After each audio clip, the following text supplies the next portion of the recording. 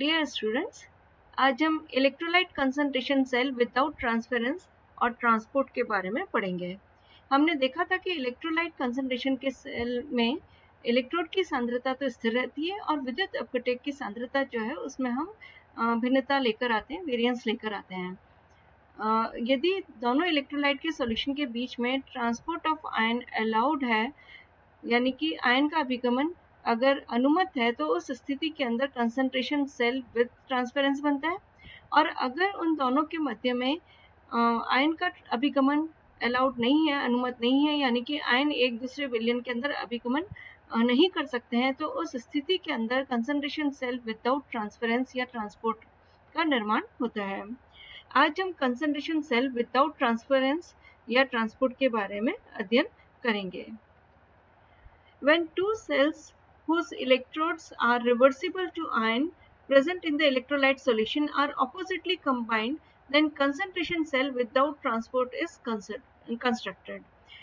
दो इस प्रकार की सेल जिसके अंदर जो इलेक्ट्रोड्स हैं वो उसके विद्युत अपघटक के विलयन में जो उपस्थित आयन है, यदि उसके प्रति उत्क्रमणीय है, अगर उन दोनों सेल्स को हम ऑपोजिटली विपरीत रूप से अगर कंबाइन कर देते हैं, तो इस प्रकार जो कंसंट्रेशन सेल का निर्माण होता है उसको हम बोलते हैं कंसंट्रेशन सेल विदाउट ट्रांसपोर्ट।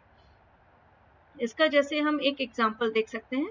जैसे कि यहाँ पर हम देख रहे हैं कि प्लेटिनम इलेक्ट्रोड है, साथ में इसमें हाइड्रोजन गैस है जो 1 एटमॉस्फेरिक प्रेशर पर है, और उसको हम HCl की यानी कि इसका विद्युत अपघटक का विलयन जो जिसमें कि हाइड्रोजन आयन उपस्थित है, अर्थात ये हाइड्रोजन जो इलेक्ट्रोड है वो हाइड्रोजन आयन के प्रति उत्क्रमणीय है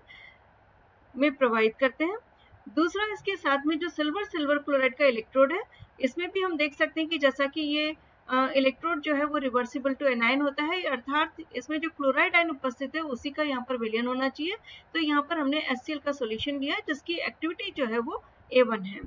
जैसा कि हम सभी जानते हैं कि जो लेफ्ट हैंड साइड के अंदर इलेक्ट्रोड होता है वो एनोड का वर्क करता है, और जो राइट हैंड साइड के अंदर जो इलेक्ट्रोड होता है वो कैथोड का वर्क करता है। यहाँ पर हम देख सकते हैं कि जो हाइड्रोजन इलेक्ट्रोड है वो लेफ्ट हैंड साइड के अंदर है, यानी कि यहाँ पर इस सेल के अंदर जो हाइड्रोजन इलेक्ट्रोड है वो एनोड का काम करेगा, और सिल्वर क्लोराइड जो है वो कैथोड का काम करेगा। अब एनोड पर हमें मालूम है कि हमेशा ऑक्सीडेशन होता है, सो एट एनोड ऑक्सीडेशन अकर्स, और इस पर होने वाली जो अभिक्रिया अगर हम यहाँ पर ध्यान दें तो हम देख सकते हैं कि हाइड्रोजन इलेक्ट्रोड है, तो हाइड्रोजन का यहाँ पर ऑक्सीडेशन होगा, अर्थात half mole of hydrogen gas जो है वो that would be converted into hydrogen ion of activity A1 bye losing electron. इसका तात्पर्य ये हुआ कि जो हाइड्रोजन गैस है उसका ऑक्सीकरण होगा हाइड्रोजन आयन में, और इसकी सक्रियता जो है वो रहेगी A1, और ये अपने इलेक्ट्रॉन का त्याग करेगा। इसी प्रकार जो राइट हैंड साइड है, राइट हैंड साइड के ऊपर कैथोड है, और कैथोड पर हमेशा जैसा कि हम जानते हैं रिडक्शन होता है, तो यहाँ पर जो सिल्वर क्लोराइड उपस्थित है सॉलिड अवस्था के अंदर वो इलेक्ट्रॉन को ग्रहण करेगा, और ग्रहण करने के बाद में सिल्वर मेटल बना लेगा और क्लोराइड आयन बनाएगा ऑफ एक्टिविटी A1। इस प्रकार हम नेट सेल रिएक्शन इन दोनों रिएक्शंस को ऐड कर 1 और 2 को अगर हम ऐड कर देते हैं तो हमें रिजल्टेंट जो नेट रिएक्शन मिलती है that is half mole of hydrogen जो है वो सिल्वर क्लोराइड के साथ रिएक्ट करता है और HCl ऑफ एक्टिविटी A1 बना देता है, और साथ में सिल्वर मेटल का यहाँ पर निर्माण होता है। अब अगर हम इस सेल का सेल पोटेंशियल अगर डिटरमाइन करते हैं तो नर्स्ट इक्वेशन के अकॉर्डिंगली हम इसको इस प्रकार से देख सकते हैं कि हम जैसा कि हम जानते हैं नर्स्ट इक्वेशन में होता है E is equal to E0 minus RT by NF ln activity of product divided by activity of reactant. तो यहाँ पर यदि हम इसको E1 से डिनोट करें तो E1 is equal to E0 यहाँ पर स्टैंडर्ड इलेक्ट्रॉन पोटेंशियल है इस सेल का, माइनस RT बाय NF। यहाँ पर जैसा कि हमने रिएक्शन में देखा था कि सिंगल इलेक्ट्रॉन एक्सचेंज है, तो N की वैल्यू यहाँ पर हमने 1 रख दी है, so RT by F ln activity of product. यहाँ पर हम देख सकते हैं एक्टिविटी एक तो प्रोडक्ट में HCl है, दूसरा यहाँ पर सिल्वर है, और डिवाइडेड बाय एक्टिविटी में जो प्रेशर है वो हाइड्रोजन गैस का आएगा, और यहाँ पर एक्टिविटी सिल्वर क्लोराइड की आएगी। जैसा कि हमें मालूम है कि जो सॉलिड है जैसे सिल्वर मेटल है, यहाँ पर ये सिल्वर क्लोराइड है, इनकी हमेशा एक्टिविटी जो है वो हम 1 लेकर चलते हैं, इसकी वैल्यू 1 मान के चलते हैं। और दूसरी चीज जो हाइड्रोजन गैस है इसका जो प्रेशर है वो 1 एटमॉस्फेयर है, तो इसकी वैल्यू भी 1 हो जाएगी। तो उस स्थिति के अंदर जो नर्स्ट इक्वेशन में अब हमारे पास जो रिमेनिंग जो फैक्टर रह जाएगा that is ln A1, activity of HCl solution. इसी प्रकार हम एक दूसरी सेल को कंस्ट्रक्ट करते हैं जिसके अंदर हम बिल्कुल सेम सेल है, बस यहाँ पर जो डिफरेंस है that is an activity of HCl solution. HCl की जो सक्रियता है यहाँ पर हमने A2 ली है, पहले वाली सेल के अंदर हमने A1 ली थी। अदरवाइज ये पूरी सेल सेम है। जैसा कि हमने कहा था कि इलेक्ट्रोलाइट कंसंट्रेशन सेल के अंदर इलेक्ट्रोड की जो सांद्रता है वो बिल्कुल समान रहेगी। सो प्लेटिनम है, हाइड्रोजन गैस है, again the pressure is 1 atmospheric pressure. इसी प्रकार यहाँ पर सिल्वर क्लोराइड हमने इलेक्ट्रोड ले लिया है। अब अगेन जैसा कि हमने पहला देखा था कि लेफ्ट हैंड साइड के ऊपर हाइड्रोजन इलेक्ट्रोड है और राइट हैंड साइड के अंदर सिल्वर क्लोराइड इलेक्ट्रोड है, तो एनोड पर ऑक्सीडेशन होगा, अर्थात half mole of hydrogen gas जो है that will be converted to hydrogen ion of activity A2 by losing electron. हम देख सकते हैं कि हाइड्रोजन गैस इलेक्ट्रॉन का त्याग कर A2 सक्रियता का हाइड्रोजन आयन बनाती है। इसी प्रकार कैथोड के ऊपर रिडक्शन होगा। रिडक्शन का तात्पर्य है कि सिल्वर क्लोराइड जो है वो इलेक्ट्रॉन को ग्रहण करेगा और सिल्वर मेटल बनाएगा और क्लोराइड आयन बनाएगा ऑफ एक्टिविटी A2। इसी प्रकार हम देख सकते हैं यहाँ पर 5 और 6 रिएक्शन को अगर हम ऐड कर देते हैं तो नेट सेल रिएक्शन बन जाता है half hydrogen plus AgCl is in equilibrium with HCl of activity A2 plus silver metal. अब अगर हम इस सेल का सेल पोटेंशियल डिटरमाइन करते हैं तो again according to Nernst equation हम लिख सकते हैं E2 is equal to E0 minus RT by NF ln activity of product divided by activity of reactant. और जैसा कि हम यहाँ पर भी देख रहे हैं कि नंबर ऑफ इलेक्ट्रॉन एक्सचेंज 1 है, सो इसकी n की वैल्यू हमने 1 रख दी। और अगेन चूंकि सॉलिड की एक्टिविटी 1 ली हमने, हाइड्रोजन गैस का एटमॉस्फेरिक प्रेशर जो है 1 लिया है, तो यहाँ पर रिमेनिंग जो रह जाएगा वो ln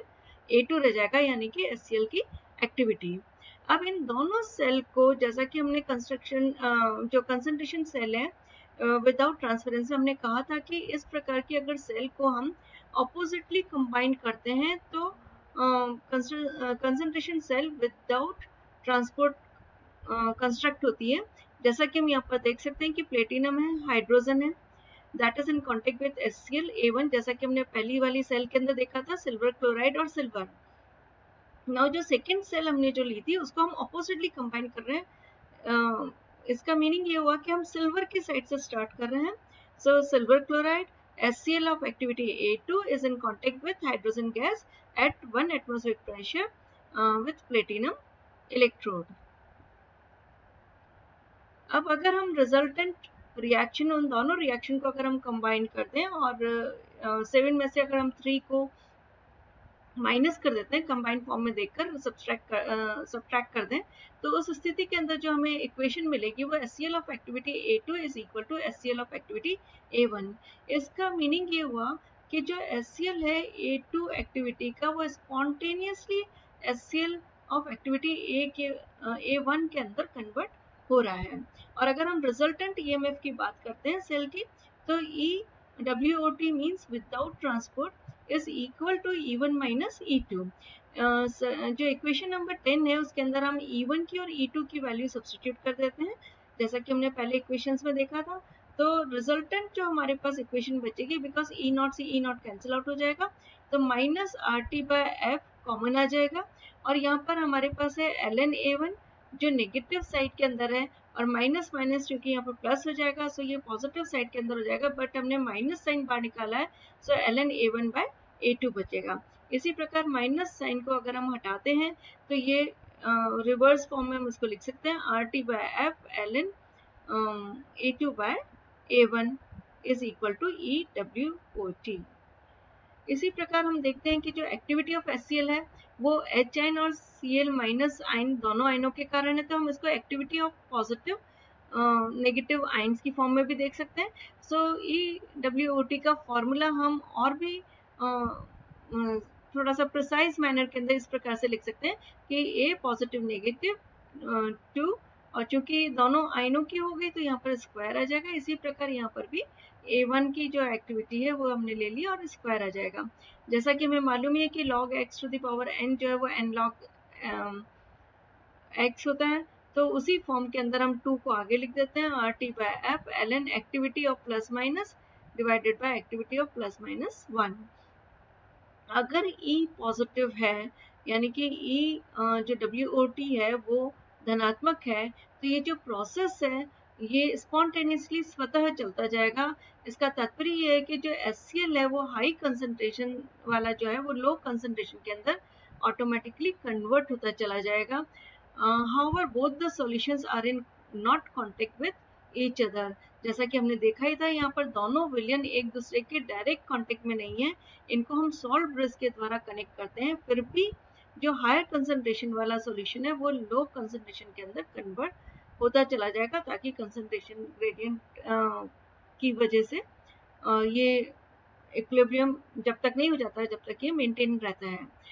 मेंटेन करता है, उसको मेंटेन करने की कोशिश करता है। इसी प्रकार हम देख सकते हैं कि अगर हम एक्टिविटी कोफिशिएंट या मीन एक्टिविटी कोफिशिएंट की फॉर्मूले या मोलालिटी की फॉर्मूले या कंसंट्रेशन की फॉर्मूले के साथ में अगर इसको हम देखना चाहते हैं, तो A positive negative is equal to M gamma positive negative is equal to C F positive negative. तो इन फॉर्मूले जो 13 के अंदर जो हमको मिले थे फॉर्मूले, उसको हम अगेन रीफॉर्मुलेट कर सकते हैं इन फॉर्म में भी, जिसके बेसिस पर न्यूमेरिकल में जो भी हमें वैल्यू दे रखी हो, अगर हमें मोलालिटी और गामा की वैल्यू दे रखी है तो हम ये वाला फॉर्मूला यूज में ले लेते हैं, और अगर हमें सी और एफ की वैल्यू दे रखी होती है तो हम ये इक्वेशन नंबर 15 को यूज में लेकर EWOT की वैल्यू डिटरमाइन कर सकते हैं, और इसी के बेसिस पर हम डिफरेंट न्यूमेरिकल्स भी सॉल्व कर सकते हैं, जिसके अंदर EWOT की वैल्यू इजीली डिटरमाइन हो जाती है।